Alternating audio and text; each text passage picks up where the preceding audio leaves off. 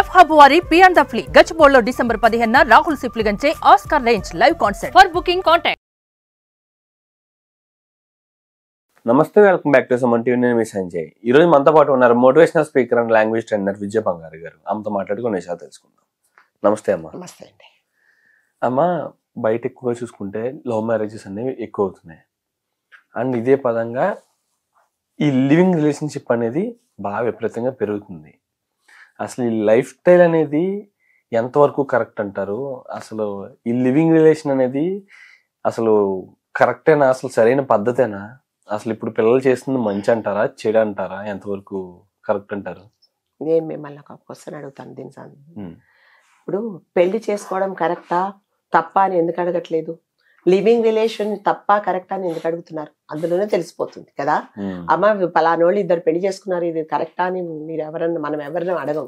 ఎందుకంటే అది మన సాంప్రదాయము. ఎవరైనా సరే ఒక ఆడ మగ కలిసి ఉండాలి అంటే మన భారతీయ సంస్కృతి ఏంటంటే పెళ్లి అనే ఒక బంధంతో ఇద్దరు ఒకటవ్వాలి. అదే మన సంస్కృతి. ఈ లివింగ్ అంటే మీకు డౌట్ ఎందుకు వచ్చింది? అమ్మ ఇది కరెక్టా కాదా అంటే తప్పు కాబట్టే మీకు అనిపించే నన్ను అడిగారు. అమ్మ వీళ్ళు పెళ్లి చేసుకున్నారు, వీళ్ళు తప్పు చేశారా కరెక్ట్ చేశారా అని ఎవ్వరు అడగరండి ప్రపంచంలో. అంటే అమ్మ ఇప్పుడు ఎలా అంటున్నారంటే యూత్ సంథింగ్ ఇప్పుడు చూసుకున్న వెంటనే అంటే కలుసుకున్న కొన్నాళ్ళు ప్రేమని పెళ్లి చేసేసుకుని విడిపోయే కన్నా, లేదా సంథింగ్ పెద్దలు చూసిన పెళ్లి వాళ్ళు చూసారని మా అభిప్రాయాలు కలవకుండానే పెళ్లి చేసుకుని తర్వాత గొడవలు పడి విడిపోయే కన్నా ఈ ముందే లివింగ్ రిలేషన్షిప్ లో ఉండి ఒకళ్ళని అర్థం చేసుకుని పెళ్లి చేసుకుంటే మా బంధం స్ట్రాంగ్ ఉంటుంది అన్న టైప్ లో మాట్లాడుతున్నారు. మీ పాయింట్ కే వస్తున్నా. సరే, మీరు అన్నట్టుగా, ఎందుకంటే మీరు కూడా యూత్, మీకు కూడా పెళ్లి కాలేదు కాబట్టి సో మేమందరం పాత తరం వాళ్ళము. మాదంతా మా పద్ధతులు, మా మాటలన్నీ పాత చింతకాయ పచ్చడి ఉండొచ్చు. Okay, I agree with you. కాకపోతే లివింగ్ రిలేషన్ లో మీరు అన్నట్టుగా ఇద్దరం కలిసి ఉంటాం, కొన్ని రోజులు ఒకరినొకరు అర్థం చేసుకుంటాము.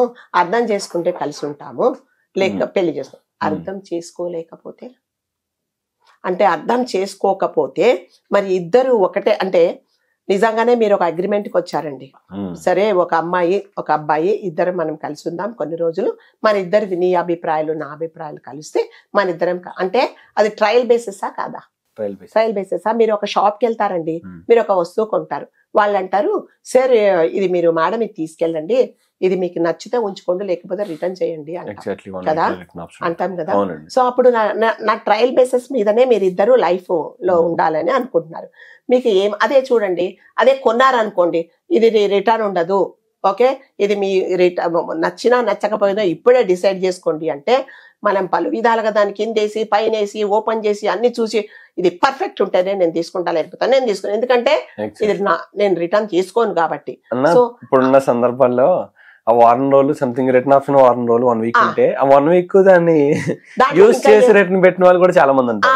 దాంట్లో ఏం లోపాలు ఉన్నాయి? ఓ చిన్నది పొరపాటున మీరు ఒక బల్బ్ తెచ్చుకున్నారండి, వాడు మీకు టెస్ట్ చేసి ఇస్తాడు, మా సార్ వెలుగుతుందా ఇంటికి వెళ్ళాక అది మీరు అంటే కనెక్షన్ ప్రాబ్లము లేకపోతే వోల్టేజ్ ప్రాబ్లం ఉంటే అది వెలగదు, వెంటనే తీసుకెళ్ళి రిటర్న్ చేస్తారు, మీరు పెట్టుకోరు, ఎందుకంటే రిటర్న్ ఆప్షన్ ఉన్నది కాబట్టి. లివింగ్ రిలేషన్ కూడా అంతే అన్నమాట. నాకు ఏమాత్రం నచ్చకపోతే మీ ఆప్షన్ ఏంటంటే నేను రిటర్న్ చేస్తా అంటే ఈ ట్రయల్ బేసిస్ లో ఇది ట్రయల్ బేసిసే కదా. ఏమంటే మీ అభిప్రాయాలు నచ్చకపోయినా అంటే ఇది ఏంటంటే కంఫర్టబిలిటీ ఉండాలి, మీరు నేను ఏం చేసినా అర్థం చేసుకోవాలి, దాని తర్వాత ప్రతి ఒక్కటి మనం ఈక్వల్ షేరింగ్ ఉండాలి, ఆ మూడు కలిస్తేనే మనం కలిసి కాపురం చేస్తాము లేకపోతే లేదు అనే అభిప్రాయంతో మీరిద్దరు కలిసి ఒక లివింగ్ రిలేషన్ లోకి వచ్చారు. ఓకే, వచ్చిన తర్వాత ఒకరి మీద ఒకరికి ఎంతవరకు హక్కులు ఉంటాయండి? ఓకే, అంటే ఏంటంటే ఇద్దరు కలిసి ఉంటారు, ఇద్దరు కలిసి అంటే ఐఎమ్ సారీ టు సే మీ ఇద్దరు కలిసి వచ్చినప్పుడు ఒకటే రూమ్ లో ఒక మగ ఆడ కలిసి ఉన్నప్పుడు అంటే మీ ఇద్దరి మధ్యలో ఫిజికల్ రిలేషన్ ఉండదు అని ఎవరైనా గ్యారెంటీ రాసిస్తారా? ఉంటుందా? ఉండదండి, అది ప్రకృతి అంతేనా. ఒక ఆడ మొగ ఇద్దరు ఇష్టపడిన వాళ్ళు కలిసి ఒక చోట ఉన్నప్పుడు కంపల్సరీగా అది జరుగుతుంది. మరి జరిగాక మరి దాని తర్వాత ఒకవేళ మీ ఇద్దరు ఒకరికొకరు నచ్చకపోతే మరి మీరు బయటికి వెళ్ళిన తర్వాత వేరే పెళ్లి చేసుకుంటారా? ఓకే సరే చేసుకుంటారే కప్పిపుచ్చి అనుకోండి.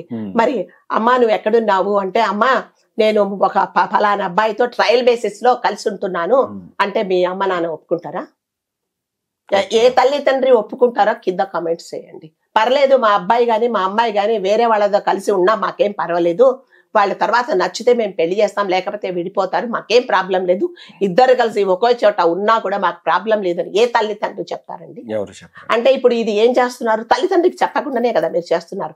అంటే ఎవరైనా సరే ఒకరికి చెప్పకుండా ఒకరిని చేస్తున్నారంటే అందులో తప్పు ఉన్నట్టే కదా. మరి తప్పు అని మీకు తెలిసినప్పుడు మీరు ఎందుకు దీనికి ఆప్షన్ చేస్తారు? మీరు కలిసి కాపురం చేస్తారు, కలిసి ఒకరికొకరు తినిపించుకుంటారు, ఒకరికొకరు షేర్ చేసుకుంటారు, ఒకరు వాళ్ళు ఒకరు పడుకుంటారు, ఇంకా ఏవో పనికిరాని పనులను చేస్తారు. ఆ పెళ్లి అనేది మీకు ఎందుకు ప్రాబ్లం? ఎందుకంటే మీకు బాధ్యతలు అవసరం లేదు, ఇద్దరు మిగతా లైఫ్ అంతా ఎంజాయ్ చేస్తారు, కానీ అది వద్దు. సరే, ఇద్దరు మీరు అన్నట్టుగా ట్రయల్ బేసిస్ లో తెచ్చుకున్నారు, గ్యారంటీ పీరియడ్ లో అది సరిగ్గా పనిచేయలో తీసుకెళ్లి రిటర్న్ చేశారు. అట్లానే అబ్బాయికి అమ్మాయి నచ్చలేదు, వెళ్ళిపోయారు. ఓకే, బ్రేకప్ అనుకున్నా, నీ పద్ధతులు నాకు నచ్చలేదు, మా ఇంటి పద్ధతి ఏమో పొద్దున్నే తెల్లవారుజామున 6ంటికి లేచేది, నువ్వేమో 11 గంటలకు లేస్తున్నావు, ఈ ట్రయల్ బేసిస్ లో నువ్వు నాకు నచ్చలేదు. ఒక పెళ్లి చేసుకున్నాక నాకన్నా తనకి ఈ అబ్బాయికి నాకన్నా ముందు ఇంకొక అమ్మాయితో సంబంధం ఉంది, లేదా ఈ అమ్మాయికి నాకన్నా ముందే ఇంకొక అబ్బాయితో సంబంధం ఉంది అని వాళ్ళకి తెలిస్తే వాళ్ళ పరిస్థితి వాళ్ళు ఎలా ఫీల్ అవుతారు? అదే నేను మీకు చెప్తున్నా. మీరు బ్రేకప్ చెప్పుకున్నారు, సరే, ఇంట్లో వాళ్ళకి తెలిసి ఆ చంప ఈ చంప వాయించి నోరు మూసుకో, ఇంకా నువ్వు ఈ ఘనకార్యం చేసావా అని చెప్పేసి పెళ్లి చేస్తారు. చేసిన తర్వాత నిజంగా నువ్వు మనస్ఫూర్తిగా అమ్మాయితో గాని అబ్బాయితో గాని నువ్వు కలిసి ఉంటావా? జీవితాంతం నిన్ను అది వెంటాడదా? ఒకవేళ మీ ఫిజికల్ రిలేషన్ లో ఒకవేళ అమ్మాయికి ఏదన్నా అంటే కమిట్ అయిపోయి కన్సీవ్ అయితే ఎవరు బాధ్యత? వీటన్నిటికీ ఏంటండి ఈ రిలేషన్షిప్ అనేది? అంటే నేనేమంటానంటే, ఇప్పుడు సపోజ్ మీరు వెళ్తున్నారు, మేడం బ్యాంక్ దారి ఎటు అంట అని మీరు అన్నారు. సరే, ఇదిగోండి ప్రతి ఒక్కరు అదే దారిలో వెళ్తున్నారు, వెళ్ళండి సంజయ్ అని చెప్తా. అట్లా కాదు, నేను అలా వెళ్ళను, నేను వెనక నుంచి వెళ్తానంటారు. ఆ వెనక నుంచి ఎవ్వరూ వెళ్ళరు. ఆ దారి అంతా రాళ్ళు ముళ్ళులు అదేంటి చెట్లు అవన్నీ ఉంటాయి, దాటుకొని వెళ్ళాలి. అంటే జనరల్ గా మీరు ఇలా వెళ్తే సేఫా, అలా వెనకకి తిరిగి ముళ్ళులు దారులు గుచ్చుకుంటూ వెళ్తే సేఫా? ఇది కూడా అంతే. పెళ్లి చేసుకుంటే అంటే రేపు పొద్దున అంటే పెళ్లి చేసుకున్న వాళ్ళందరూ కలిసి కాపురం చేస్తున్నారా, రావట్లేదా, మనస్పర్ధలు వస్తున్నాయి, కానీ అట్లీస్ట్ మీకు ఎవరైనా తల్లిదండ్రులకైనా తెలుస్తుంది కదా, తల్లిదండ్రులనే సపోర్ట్ చేస్తారు కదా. ఇందులో మిమ్మల్ని ఎవరు సపోర్ట్ చేస్తారు? సావిత్రి, సీతాదేవి, ద్రౌపది ఇలాంటి మహాపతివ్రతలను చూసిన స్థలం అమ్మ ఇది భారతదేశం. కానీ ఇలాంటి చోట ఇలాంటి లైఫ్ స్టైల్ తీసుకురావడం, అసలు అమ్మాయిలు ఏ ఉద్దేశం అనుకుంటున్నారు, అబ్బాయిలు ఏ ఉద్దేశం అనుకుంటున్నారు, అసలు ఇలాంటి ధోరణికి ఎలాగ ఏ విషయాలు ప్రభావితం చేస్తారు? ఏ విషయం అంటే అందరూ అంటే మనం అంతా అంటే విదేశీయులందరూ మన సంస్కృతి, మన భారతీయ సంస్కృతి అంటే వాళ్ళు మనని అనుకరిస్తుంటే మనం ఏం చేస్తామంటే అదే, ఇది మన సంస్కృతి కాదండి. పెళ్లి కాకముందు ఒక అమ్మాయి అబ్బాయి కలిసి ఉండడం అనేది మన సంస్కృతి కానే కాదు.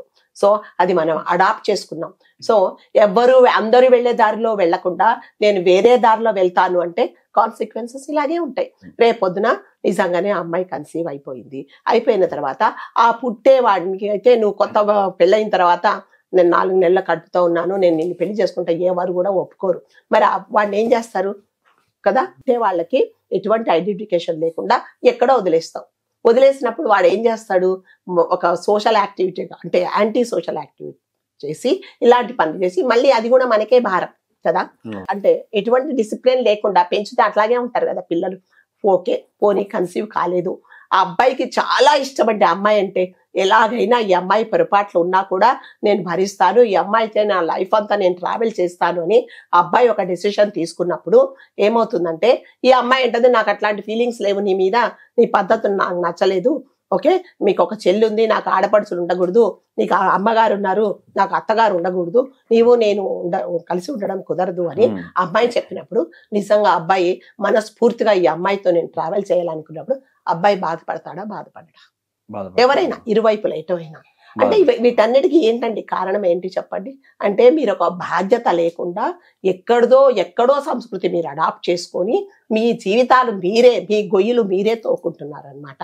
ఏ తల్లిదండ్రి కూడా నాకు తెలిసి ఈ భారతదేశంలో ఏ తల్లిదండ్రి కూడా వాళ్ళ అబ్బాయి కానీ వాళ్ళ అమ్మాయి కానీ నాకు పెళ్లి చేసుకోవటం లేదు, కానీ మేమిద్దరం కలిసి 1 సంవత్సరం పాటు కలిసి ఉంటాము అంటే ఏ తల్లిదండ్రి ఒప్పుకోరు.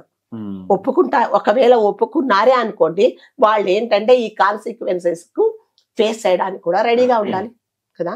కాబట్టి లివింగ్ రిలేషన్షిప్ అనేది ఏ మాత్రం కరెక్ట్ కాదండి. మీరు మాట్లాడుకోండి, కూర్చోండి, మాట్లాడుకోండి, లేదా ఒకటే అగ్రిమెంట్ పెట్టుకోండి, ఎస్ మేమిద్దరం కలిసి ఉంటాము, ఎటువంటి ఫిజికల్ రిలేషన్ మా మధ్యలో ఉండదు. మేము లోపలికి వెళ్ళేటప్పుడు అంటే మా ఫ్రెండ్షిప్ లో ఈ అడుగు ముందుకు వేసేటప్పుడు మేము ఎంత పవిత్రంగా ఉన్నామో, మళ్ళీ మేమిద్దరం కలిసి పెళ్లి చేసుకుంటేనే మా ఫిజికల్ రిలేషన్ ఉంటుంది.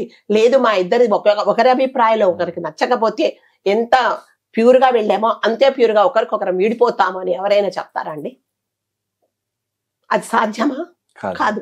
మరి అలా అంటప్పుడు ఎందుకు ఇవన్నీ జరుగుతున్నాయి, జరగపోతాయి అని తెలిసినప్పుడు మీ గొయ్యి మీరు ఎందుకు తవ్వుకుంటారు?